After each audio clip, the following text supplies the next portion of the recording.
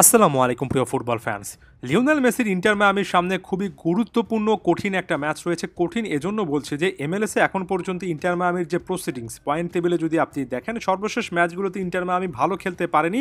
7টা ম্যাচে 4টা জয় নিয়ে সব মিলিয়ে পয়েন্ট টেবিলে 4 নম্বর স্থানে আছে। অন্যদিকে ইস্টার্ন কনফারেন্সে যে দলটার বিপক্ষে ইন্টার মায়ামি এমএলএসে পরবর্তী ম্যাচ খেলতে নামছে আজ রাত বাংলাদেশ সময় 2:30টায়, সেই দলটা অর্থাৎ কলম্বাস ক্রু এই মুহূর্তে 8টা ম্যাচে 18 পয়েন্ট নিয়ে একেবারে 1 নম্বর স্থানে আছে। অর্থাৎ আমরা যে গত সিজনে এমএলএসের রেগুলার বা লিগ সিজন যেটাকে বলে সেখানে ইন্টার মায়ামির একটা প্রাধান্য দেখেছি, সেখানে এখন পর্যন্ত ইন্টার মায়ামিকে সুবিধাজনক জায়গায় কিন্তু আমরা দেখছি না। কলম্বাস ক্রুর মাঠে ইন্টার মায়ামিকে কঠিন এই অ্যাওয়ে ম্যাচটা খেলতে হবে। এরপরে ভ্যানকুভারের বিপক্ষে কনকাকাফ চ্যাম্পিয়ন্স কাপের সেমিফাইনাল আছে। তার আগে এমএলএসে একটা সুবিধাজনক জায়গা করে নিতে ইন্টার মায়ামি রীতিমতো মরিয়া থাকবে, এটা একেবারে নির্দ্বিধায় বলা যায়। বিশেষ করে যারা সাম্প্রতিক সময় ইন্টার মায়ামির এমএলএসের ম্যাচগুলো দেখেছেন, সর্বশেষ টরন্টোর বিপক্ষে 1-1 গোলে ড্র করার পরে শিকাগোর বিপক্ষে গোল শূন্য ড্র করেছে ইন্টার মায়ামি। একেবারে ম্যারম্যারে একটা পারফরমেন্স আমরা দেখেছি। এই যে একটা ব্যর্থতার বৃত্ত তৈরি হচ্ছে, সেখান থেকে ইন্টার মায়ামিকে খুবই দ্রুত বের হয়ে আসতে হবে এবং সেই জন্য এই ম্যাচটা খুবই গুরুত্বপূর্ণ। এই মুহূর্তে সবচেয়ে গুরুত্বপূর্ণ প্রশ্নটা হচ্ছে এই ম্যাচে লিওনেল মেসি খেলবেন কিনা, কারণ লিওনেল মেসি খেললে এক কথা, না খেললে একেবারে ভিন্ন একটা চিত্র কিন্তু ফ্যানদের মধ্যে দেখা যায়। এই মুহূর্তে হাবিয়ার মাসচারানো সর্বশেষ প্রেস কনফারেন্সে যে আপডেটটা দিয়েছেন, একেবারে পূর্ণ শক্তির একটা স্কোয়াড তিনি মাঠে নামাতে চান। সেক্ষেত্রে লিওনেল মেসি সম্ভবত স্টার্টিং লাইন আপ বা গেম টাইম পাবেন, এটা মোটামুটি নিশ্চিত বলা যায়। এবং এই ম্যাচটা ইন্টার মায়ামির জন্য ওই যে বললাম অলিখিত মাস্ট উইন সিচুয়েশন, কারণ ওই আগের ম্যাচগুলোতে এমএলএসে ইন্টার মায়ামির সুবিধাজনক জায়গায় থাকেনি। এখন দুটো দলের প্রবাবল লাইন আপ সম্পর্কে আলোচনা করার আগে সর্বশেষ হেড টু হেড এনকাউন্টারটা দেখে নেব, যেটা গত বছরে অক্টোবরে হয়েছিল সম্ভবত, যেখানে ইন্টার মায়ামি এই কলম্বাস ক্রিউকেই তাদের ঘরের মাঠে 3-2 ব্যবধানে হারিয়েছিল, যেখানে লিও মেসি জোড়া গোল করেছিলেন, যেখানে লুইস সুয়ারেজ একটা গোল করেছিলেন।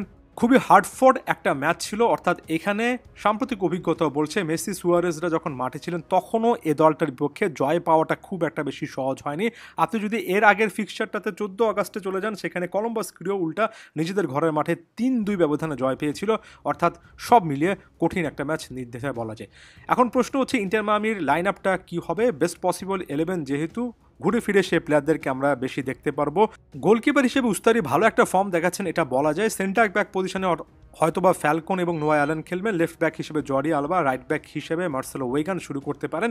ডিফেন্স লাইন নিয়ে যেটা একেবারে প্রশ্নবিদ্ধ জায়গা, প্রথম কয়েকটা ম্যাচে ডিফেন্স লাইনটা যথেষ্ট ভালো বলে মনে হয়েছিল, তবে গতানুগতিক যে সমস্যা গত সিজনে ইন্টার মায়ামির ক্ষেত্রে দেখেছি সেটা আরও একবার দেখা যাচ্ছে। যখনই ফুল ব্যাকরা উপরে উঠেন তখন যে স্পেসটা তারা রেখে যান সেটা ধরে প্রতিপক্ষে একের পর এক কাউন্টার অ্যাটাক করে এবং ওই মুহূর্তে ইন্টার মায়ামির এই ডিফেন্সটাকে আরও একবার নড়বড়ে মনে হচ্ছে। মিডফিল্ডে সার্জিও বুস্কেটসের সাথে ইয়ানিক ব্রাইট কিংবা অন্য একটা প্রোফাইল থাকতে পারে। এক্ষেত্রে সার্জিও বুস্কেটস অসাধারণভাবে এখনও গেম কন্ট্রোল করতে পারেন। সবচেয়ে বড় রকমের যে সমস্যার জায়গা সেটা হচ্ছে সার্জিও বুস্কেটসের পাশে ক্রিয়েটিভলি গিফটেড আরও একজন মিডফিল্ডার না থাকা, যিনি বক্স টু বক্স রোলে ফাইনাল থার্ডেও কিছু না কিছু কন্ট্রিবিউট করতে পারবেন। মিডফিল্ডে এমন অপশান নেই দেখে লিওনেল মেসিকে অনেকটুকু নিচে নেমে এসে প্লে মেকিং করতে হয়। ফাইনাল থার্ডে লিওনেল মেসির পাশে লুইস সুয়ারেজ এবং দুই সাইডে ওয়াইড মিডফিল্ডার হিসেবে তেলেস্কো সেগোভিয়া এবং তাদিও আইয়েন্দে থাকতে পারেন। সেগোভিয়া এবং আইয়েন্দের এই মুহূর্তে ভালো খেলাটা অনেক বেশি করে গুরুত্বপূর্ণ। বিশেষ করে আইয়েন্দে শুরুর দিকে বেশ কয়েকটা ম্যাচে প্রতিবার ঝলক দেখিয়েছিলেন, এ ম্যাচে কেমন করবেন সেটার উপর অনেক কিছু নির্ভর করে। ইন্টার মায়ামির সেট আপটাই এমন যে ওয়াইড মিডফিল্ডার হিসেবে বা সাইড মিডফিল্ডার হিসেবে যারা খেলেন তারা কতটা ভালো পারফর্ম করবেন সেটার উপর অনেক কিছু নির্ভর করবে। তবে পুরো সেট আপের মধ্যে লুইস সুয়ারেজের ফিটনেসের জায়গা থেকে সে আগের লেভেলে না থাকা এবং সব মিলিয়ে একটা ক্রিয়েটিভিটির অভাব, যে কারণে লিওনেল মেসিকে ওভার ডু করার যে একটা প্রবণতা রাখতেই হয়, সেটা ইন্টার মায়ামির জন্য ভালো কোনো কিছু নয়। হাবিয়ার মাসচারানো অতিরিক্ত লিওনেল মেসি নির্ভর একটা অ্যাটাক নিয়ে যান, খুব একটা বেশি এখানে ভিন্নতা তিনিও আনতে পারছেন না। অন্যদিকে প্রতিপক্ষের যদি আপনি ওভারঅল লাইন আপ দেখেন, সেখানে রাসেল, রোই, গ্যাসডাক, রসির মতো প্লেয়ারও রয়েছেন যারা কিনা এমএলএসে মোটামুটি নামকরা প্লেয়ার হিসেবে পরিচিত। একই সঙ্গে ডিফেন্স এবং মিডফিল্ড লাইনে এনার্জেটিক বেশ কয়েকজন প্রোফাইল আছেন, অর্থাৎ দারুণ পরিশ্রম করে খেলতে পারেন এমন প্রোফাইল আছেন। সেদিক থেকে চিন্তা করলে ইন্টার মায়ামির জন্য কোনোভাবে মিডফিল্ডে কন্ট্রোল নেওয়াটা সহজ হচ্ছে না। তবে সকল রকমের ইকুয়েশন যে প্লেয়ারটা একেবারে তছনছ করে ফেলতে পারেন সেটা সেই প্লেয়ারটার নাম লিওনেল মেসি। আপনি বাকি প্লেয়ারদের প্লেয়ার রেটিংয়ের সাথে যদি লিওনেল মেসির প্লেয়ার রেটিং কম্পেয়ার করেন, এখানে 8.5, যেখানে বাকি কারো কিন্তু আসলে 7.5-এরও কাছাকাছি আছে কিনা সেটা দেখা যাচ্ছে না। এবং আপনি শুধুমাত্র এই প্ল্যাটফর্ম না, নানা রকমের অ্যাপে এই জিনিসটাই দেখতে পারবেন। এটা ডিরেক্টলি ডিনোট করে যে লিওনেল মেসির লেভেলটা আসলে কোন জায়গায়।